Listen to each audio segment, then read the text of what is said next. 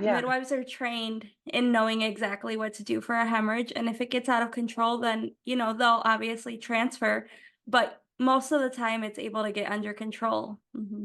Yeah, and I was super happy that she's a more traditional laid back midwife, and transferring would have been like it would have had to have been like a life or death thing for me in the first place. Hey, you're listening to Births at Home, the podcast with me, Esmeralda, the home birth doula, as your host. I am a mama of three, fellow home birther, and entrepreneur. I am completely obsessed with birth, more specifically, home birth. And this is a podcast where women share their positive home birth stories, as well as the journey that led them down the path to home birth. Whether you're currently pregnant, planning a home birth with your first or fourth baby, or even just someone who is a complete birth nerd like me, this podcast is for you. So grab a cup of coffee and enjoy. You are listening to episode 14. Today we will have Brittany share her story with her first birth being at home, and she will get to share all of that, including how she got into birth work herself. So let's go ahead and bring Brittany on. Hey, Brittany, if you just want to go ahead and introduce yourself. Hey, so my name is Brittany. I'm from Southern Illinois. I am a new doula and new to photography as well. I have a son. He's 18 months old. He was born at home with a midwife. I have a husband as well. He's great. We're trying to kind of get a little homestead going right now. So it's been insane with a toddler and trying to start a business, and it's a lot to juggle, but it's really exciting, and I'm super, super glad to be here. Yeah, that's awesome. I love it. I'm also into like the whole homesteading life too. We actually just bought four new chickens today. So very excited about Oh, that. that's so exciting. Yeah, we already have seven. So now we're adding four more. Oh, that is so exciting. Yeah. We got a flock of 7 last year, and we weren't sure about a rooster at first. And then a couple weeks ago, we got a rooster, and Mm. we haven't been collecting eggs for a few days. So we're just going to try to see what happens. And hopefully, we have some little babies like mid-March. Aw. We're Yeah, excited. that is exciting. I love it. Yeah. You only have one son then? Just your 18-month-old? Yep, just one. And my Okay. goodness, some days it feels like 4. It's a lot. Yeah. And so how did you kind of get into the whole idea of having a home birth? So I've always been extremely fearful of birth. My mother had 4 children, all hospital births. 3 of the 4 were induced. And so she always talked about like how fearful and scary it was. And so whenever I decided to get pregnant, I knew that I had to like face this fear. And so I kind of dug deep, found a doula. Mhm. And I was like, something's calling me to home birth. And I don't know why, because I've always been so fearful. But I was like, are there even midwives like in this area? Because I had never heard of anything like that. Yeah. And so she hooked me up with like 2 midwives. And one of them, like, I clicked to immediately because she's more traditional. She's a CPM. The other one was a CNM, which, like, nothing against her or anything, but she had worked in the hospital prior, and our views just didn't align the same as the other midwife. Yeah. So I contacted her, and it wasn't until I was probably like 20 something weeks that I contacted her, Mm. because my first baby I had had a miscarriage with, like a super early miscarriage. And so when I got pregnant the second time around, I was very like on the edge, anxious. So of course I went the OB route at first and Yeah. was like getting ultrasounds every 2 weeks. And so I'm kind of glad that halfway through I changed routes and trusted my body more, because I know, the road to interventions could have been kind of crazy had I had gone the original route. Hmm. But yeah, it was kind of Yeah. a whole entire circle. Yeah. And so then when you found your midwife, how kind of did your husband react to it? What was his thinking on it? So my husband is super cool and laid back, and pretty much from the get-go, he was like, you're the one that has to do this. Like, yeah, it's my baby too, but you're the one who your body has to go through this. So like whatever you feel Mhm. comfortable with, he was comfortable with. And I think it helped too that like we knew our baby was okay already because we had had those ultrasounds, and the first half of our care was under OB. So he was just super relaxed about the whole entire thing, which I'm grateful for. Yeah, that's awesome. That's great. And then how did your pregnancy go? How was that? So the pregnancy was super smooth. The first 3 or 4 months, I was gaining weight right on track and doing great. And then out of nowhere, like 2 months in a row, I gained like 10 pounds. Mhm. So that was kind of worrisome for like me, but I think it more so contributed to like my addiction to blizzards at the time than anything. But I mean, honestly, other than that, like it was a really healthy pregnancy, laid back. The only issue that I bumped into was, and I put air quotes because I had had so many ultrasounds that at the anatomy scan, they saw that his gallbladder was like slightly enlarged. And so they Mhm. had sent me to maternal fetal medicine a few times. And, but that was like the only thing. And after he was born, we got a scan done and it was completely normal. So I don't know if it was just a fluke or what had happened. But other than that, the pregnancy was completely fine and healthy. Yeah, that's good. And then did you Yeah. do anything in preparation for your home birth? Was there like any classes you took or just anything specific you did? So I listened to a lot of the Birthing Instincts podcast, Down to Birth. I looked into some spinning baby stuff. I was doing the miles circuit like every day. I looked into Bridget Taylor, some of Mm-hmm. her like YouTube stuff, and she offered like a free birth course that I did. I was really just like watching positive birth stories, listening to any and everything like natural birth, home birth, just to kind of like set my mindset where it Yeah. needed to be. And I was having my husband do it along with me whenever he was home from work. And Hmm. I think that that really helped us, kind of get in the mindset of like a more natural birth because he was like a C-section baby. His mom had had all C-sections. My mom had had, like I said, all hospital births. So we didn't know what natural birth could look like. So yeah, that definitely helped us. Yeah, I love that you said he was kind of part of it too, because usually I feel like most moms just listen to all the birth stories by themselves, and then the dad has no idea Yeah, like what's gonna happen. So yeah, it's great that both of you kind right. of did that.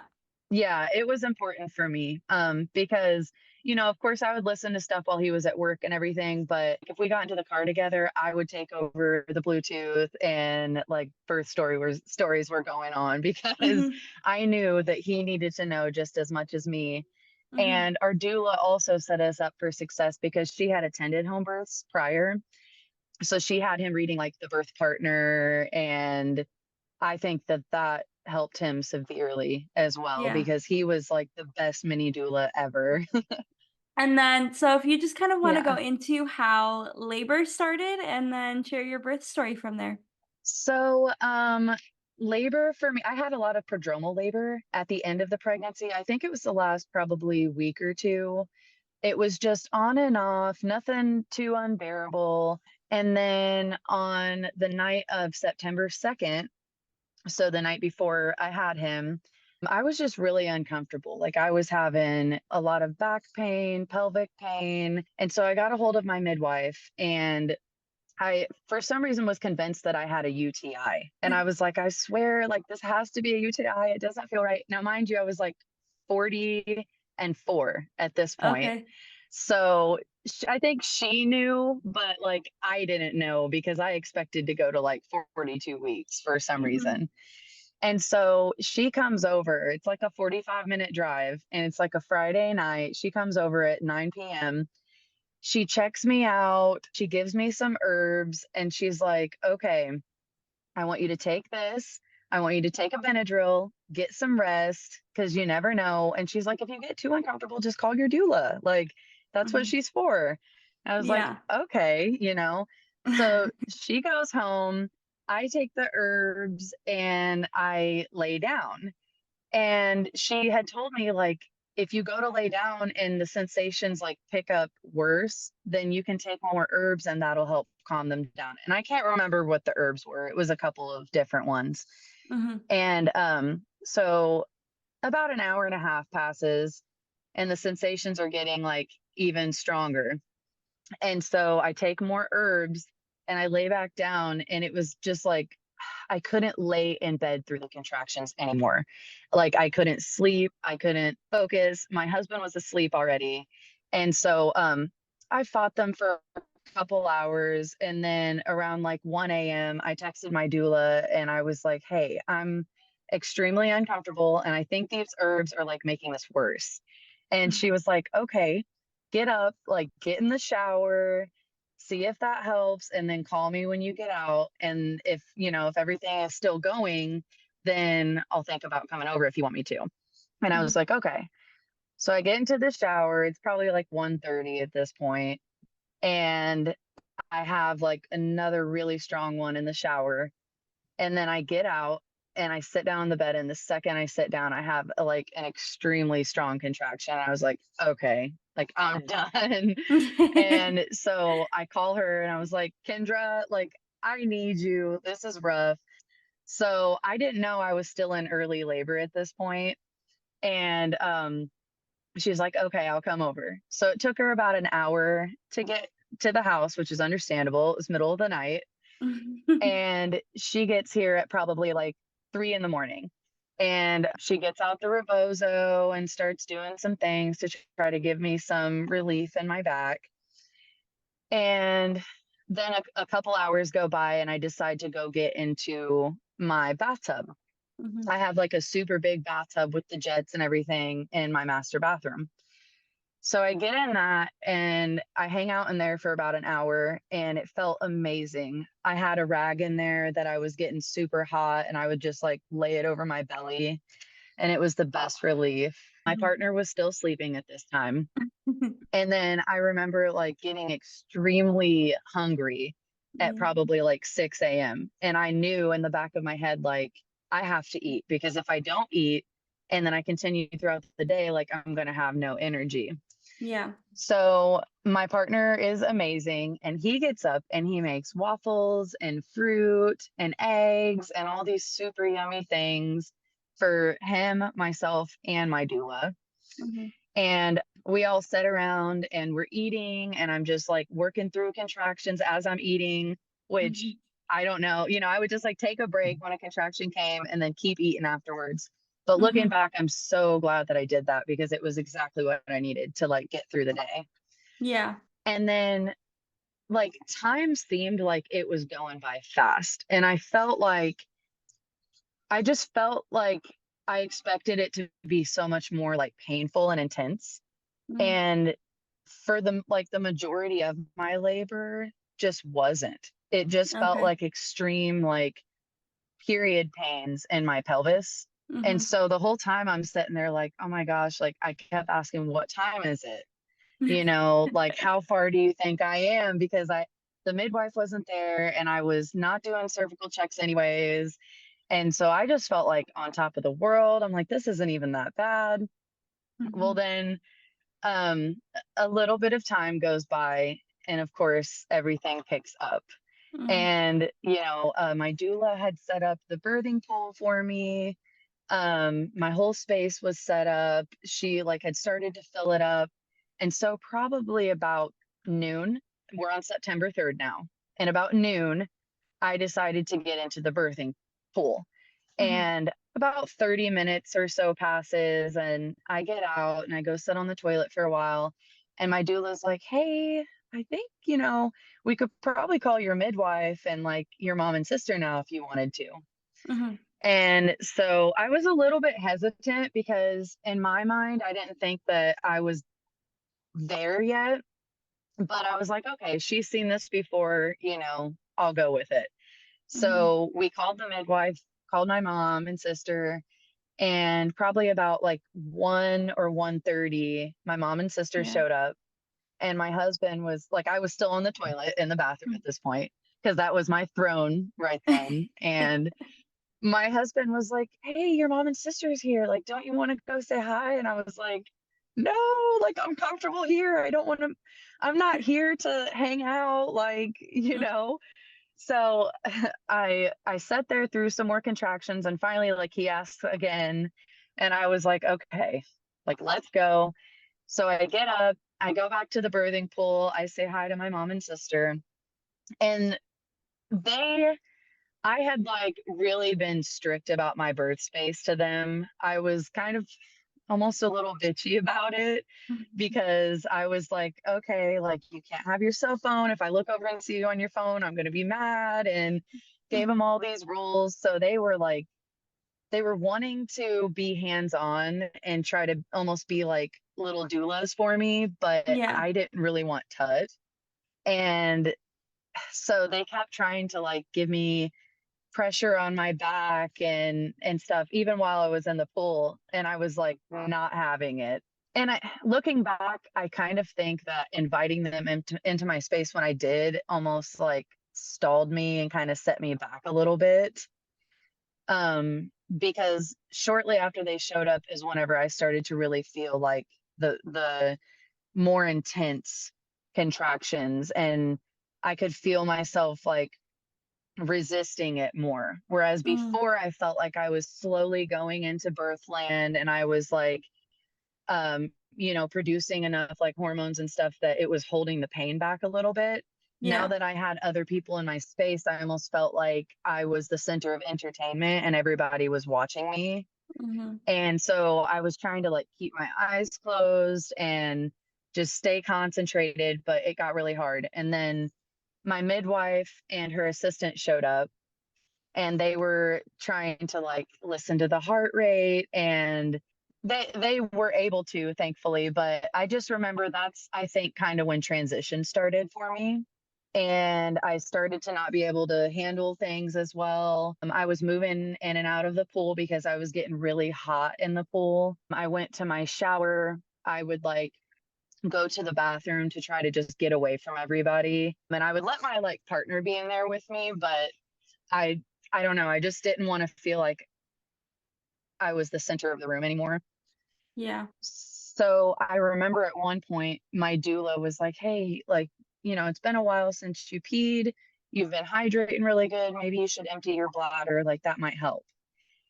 And then that was like kind of the start of a little bit of interventions for me, because I realized in that moment that like, oh crap, I actually do have to pee really bad, and I couldn't relax myself enough to be able to go pee. Hmm. So it became like a huge mind game for me for the rest of the labor, where like I just was trying to take the time in between contractions to relax enough to go. And then also I have this issue where like I can't pee in front of people, and Okay. everybody kept popping in and out. So it was just like finally I decided, I was like, okay, I need relief. Like dealing with these contractions, I was kind of pushy Hmm. during them, and dealing with that with like a full bladder was just a big ordeal. So I decided to have them do a catheter. Hmm. And so I was my midwife had her assistant attempt it, and she missed, and I was GBS positive, and I wasn't like doing antibiotics or anything like that. So because of that, they decided that they didn't want to reuse that same catheter to try it again. Hmm. And so my midwife realized she didn't have a second catheter on her because Oh. like like I said, she's more traditional, so she doesn't usually run into that problem. Hmm. And so the like head midwife left my birth Oh my to goodness. meet up with another midwife. Yeah. I didn't even realize it at the time. But I think she also needed to kind of like take a step back because it was getting crazy. And so she leaves for probably a good 30, 45 minutes, meets up with another midwife to get a catheter, comes back. Hmm. And at that point, I remember like, I don't know what happened between like A and B because my bladder was still full, but like he was starting to crown whenever she walked in. Mm. And so I remember her walking in and a contraction had just ended and I like got up out of the pool and I was like, all right, like let's do this. Like we got to do it now between contractions. I lay down on the bed and they said they got it in and they got a little bit of urine out, but I don't remember anything. I just remember another contraction hit and I started like pushing through it. Like I couldn't even resist the urge. My body was just pushing. Yeah. And like the catheter came out and they had also given me an IV because I was just like crazy and needed like the boost at that point because my energy was so like low. Mhm. They had given me an IV and I had pushed that out of my hand somehow whenever I pushed through that contraction. And so like the contraction ends, the catheter thing is done. I like basically sprint back to the birth pool and my partner's standing there to like give me a hand in and I just basically like shove him out of the way and like lunge over the side of the pool. And I get back into the pool and it's like go time. Mhm. Um I start bearing down. The contractions were really back to back. Like I think I was maybe getting like 10 to 30 seconds between each contraction because they were just so like and I just remember like I kept saying like I gotta poop. I feel like I gotta poop. And they were like poop, like it's fine. And Yeah. so I keep pushing through it. And I want to say it took me about 20 to 30 minutes from the time that he had started crowning. And I ended up having to like lunge one of my legs over the side of the pool Mhm. and I did a few pushes that way. And then I swapped legs and I lunged the other one. And I told my mom, I was like, on this next contraction, just grab my leg and pull the hell out of it. Like, I don't know what made me say that, what felt like I needed to do that, but that's what I felt like I needed to do. Yeah. So here I am, like, the upper body is like laying on the pool. One of my legs is lounged over. And finally, like his head comes out and then there's like a brief pause. I don't even think I waited for the next contraction or anything like that, and I just kind of let out like a tiny push and his Mhm. body just slid the rest of the way out super Yeah. easily after that big O head. um, and immediately the midwife goes to grab him as I like flip over and set on my butt. And his cord was wrapped 2 times around his neck. So she just gently unwrapped it and handed me my baby. And it did take him like a couple of seconds once he was on my chest. I just kind Mhm. of started talking to him and rubbing his back. And within a few seconds, he let out the most beautiful little cry ever. Mhm. And it was just so emotional and amazing. And we had our husky at my birth as well. And I decided to let her, be out in the living room throughout the labor. And before I could even give the baby a kiss, she was right over the birth pool and licked his little head. And it was just so, so precious. Mhm. It was like time kind of froze and just stood still. And to me, it felt like it only took about 5 minutes. And then all of a sudden, I looked down and I saw some red in the water and I felt like a gush. So I looked at my midwife and I was like, oh, like I think my placenta may have just come out. And so she was really chill about it. And she was like, okay, like, let's see. So she puts her Yeah. gloves on and she goes to like swish around in the water. And she was like, no, like I don't think you let out your placenta yet, but she's like, maybe in a few minutes, I might have you get out just so we can keep an eye on the bleeding. Mhm. And very quickly, the water went from clear to like super, super dark. And Mhm. so she was, again, still really cool, really calm about it. But she was like, hey, like, I think we might have you get out just so we can kind of look at things. So I had my baby, we didn't cut the cord or anything like that. So I had my baby on my chest and I knew that like I did not have a lot of strength to stand up. Yeah. So I like I had some help and I attempted to stand up. And as soon as I stood up, my face went like flush. And I just remember feeling like I was super like out of it. Like Mhm. everything was kind of spinny. And so she asked, do you feel okay? Because they saw my face turn colors pretty quickly. Mhm. And so I was like, no, I kind of feel dizzy. So she had me sit back down in place real quick. And then, like I said, the water just kept getting darker and darker. And so she's like, okay, we're gonna have to go ahead and get you out. We'll just be really careful. So they helped lift me up and get me out, and they laid me down on a Chuck's pad right next to the birthing pool. Okay. And she gave me some herbs underneath my tongue. I'm not exactly sure which herb it was. And they were given like a little bit of traction down on the cord just to try to encourage the placenta to come out. And I don't remember that hurting or anything like that. I was, still completely in love with my baby. And I never felt like fearful or scared for my life or anything like that during that time, thankfully. Mhm. And so she made the comment like, hey, if your bleeding doesn't slow down soon, I might have to give you some pit. And I didn't want pit, but of course at the time I said just, do Mhm. whatever you have to do. So she gave me some more herbs and just kept encouraging my placenta. And then eventually I got a cramp and a contraction, and I was able to push the placenta out, and then the issue stopped.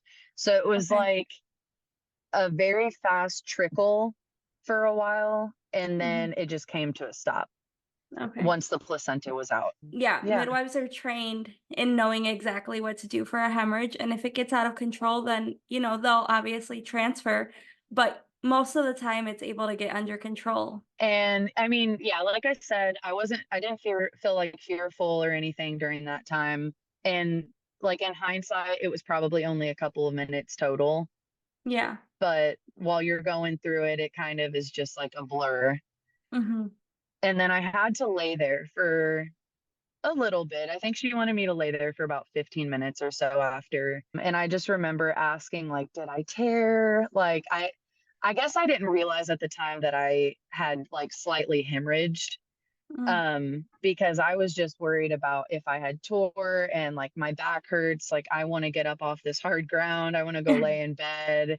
And so she was able to look, and I didn't tear. I had what she called like surface scraping, Mm. just like little surface scrapes along the sides of the labia. And that was able to heal naturally on its own just by keeping my knees together. And after probably 15 or 20 minutes, they were able to help me get up, and they got me into my bed, and I was so much comfier. And, then postpartum started for me.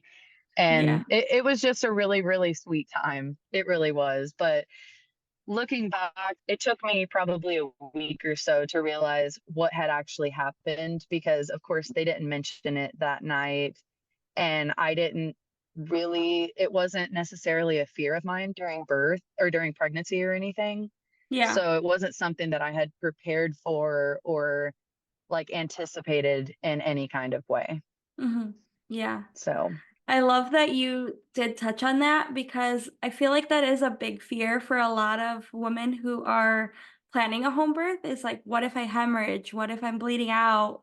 Like what's going to happen to me? Am I going to yeah, die at home? And it's like yeah, most women don't understand that midwives have all of the like tools that they need to manage a hemorrhage and usually they yep, can get it under control really fast most of the time. Like you said, they try herbs at first. If the herbs are not working, then usually it's Pitocin. And then just like getting the placenta out and making sure that you're okay and how you're feeling. So they know exactly what to do in the case of a yeah, hemorrhage. So it's not right, like they're just gonna sit there and be like, oh, you're bleeding a lot and you're hemorrhaging. Let's go to the hospital now. And you're gonna be fearful of like, am I gonna die on the way there because I'm bleeding out right now? So that's not the right, case. Yeah, yeah, midwives are trained in knowing exactly what to do for a hemorrhage, and if it gets out of control, then, they'll obviously transfer, but most of the time it's able to get under control. Mhm. Yeah, and I was super happy that she's a more traditional laid back midwife, and transferring would have been like it would have had to have been like a life or death thing for me in the first place. But I'm so grateful though that she didn't suggest a transfer for like blood transfusion or anything like that, because Mm. that could have started like a whole new level of like trauma or fear or anything, just having to leave my home and step into the hospital at all. So Yeah. yes, I am beyond grateful that she had the tools and the knowledge to be able to control it and get me stable. And yeah, it was really great. Yeah, and I think one of my big fears, being a first time mom, was I didn't want to tear. So that's why I Mm. was so like set on that. Even after I had bled and everything, like I needed her to look, because I Mhm. was just so fearful. And I think the water, like having the warm water, just getting my tissues ready, to be more stretchy and everything. Like I didn't feel a ring of fire. Like pushing to Mm. me felt like such a relief. And I Yeah. was so scared that pushing was going to just burn and be this awful thing. And I feel like if you're somebody who is fearful of that, then you really should look into water birth, because it completely like took all of that stuff out of my mind and made pushing like an easeful, like more enjoyable part of the labor. Mhm. Yeah, absolutely. I feel like that too, because I've had one water birth and yeah, I didn't feel like a ring of fire or anything with that one. I did feel it with my first, which that was a hospital birth, so maybe that has to do with it too, but definitely water birth Yeah. helped a lot. Yeah. And water birth kind of forces you a little bit to be more in like an upright position. Yeah. And so maybe that helps too with like avoiding tearing and avoiding the burning sensation whenever you're just able to like be in whatever position feels right for your body. Mhm. Yeah. Absolutely. Yeah, I love that you kind of shared everything about your story from like the very beginning to the end. I love those stories. They're Yeah. always my favorite. So you also mentioned at the very beginning that you are either becoming or you are a doula and doing photography. I am a doula. I'm a new Okay. doula. I did my schooling through Childbirth International, Mhm. and I have attended two births underneath another doula. So I was basically Okay. just kind of setting in on those just for an idea, but those cannot count toward my certification. So I have, and those were hospital births as well, which is not like where I really want to be. I want to be like a home birth doula, but Yeah. I know that like starting out, that's going to kind of make the process a little bit slower for me to be more particular about what clients I take on. Hmm. But I feel really strongly about like home birth and natural birth. And I don't feel like it would be fair for like clients that plan on birthing in a hospital for Hmm. me to take them on, because that's just not where my heart's at. Yeah. Yeah, that's just so I have two births coming up that will count toward my certification, and they're in Mm. April and then May, and they're both home birth. So Yeah. I'm really excited for that. And the midwife that I hired for my home birth is the one that like set me up with the clients. Mm. She just kind of gave them a referral for me. And yeah, so I really appreciate her, because she has really kind of taken me under her wing. And so if anyone does want to find you and connect with you, where can they find you right now on social media? On Instagram, Beauty of Birth Photo Doula, and then on Facebook, it's Beauty of Birth Photography and Doula Services. And I have my email listed on my Facebook page as well. Okay.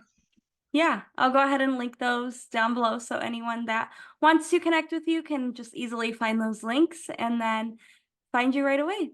Okay, cool. Thank you. Thank Yeah, of course. Thank you so much for coming on and sharing your story with us. Yeah, it was a pleasure talking with you. Thank you so much for having me. What a wonderful birth story Brittany shared with us. I love how she shared that during her hemorrhage, she did not have any fear at all and was very confident in the fact that she knew everything was going to be okay. Her midwife was fully equipped and knew exactly what to do in the case of a hemorrhage, and there was no emergency really afterwards. So, her midwife was fully equipped to handle a hemorrhage and knew exactly what she was doing. And most midwives are exactly the same. So, if that is one of your worries and fears, definitely just go chat with some midwives and ask them what they do in the case of a hemorrhage, what their procedures are, and what they bring with them to manage any case of hemorrhage, because they do have a plan set for that. If you are located in Southern Illinois, definitely check out Brittany and her links that are down below. Like she mentioned, she does doula services and photography services as well. So definitely check those out. If you are a little bit more north and in the suburbs of Chicago, then definitely check out the other links that I will be leaving for my services. I do offer doula and photography services as well. So definitely check those out. If you would like to chat a little bit more about those, I do offer 30-minute consultations for free. So we can always get those scheduled. You could ask me questions about my offers or about me in general and just get to know me a little bit better before booking. Thank you so much for listening. Don't forget to leave a rating and review, and we'll be back with more home birth stories.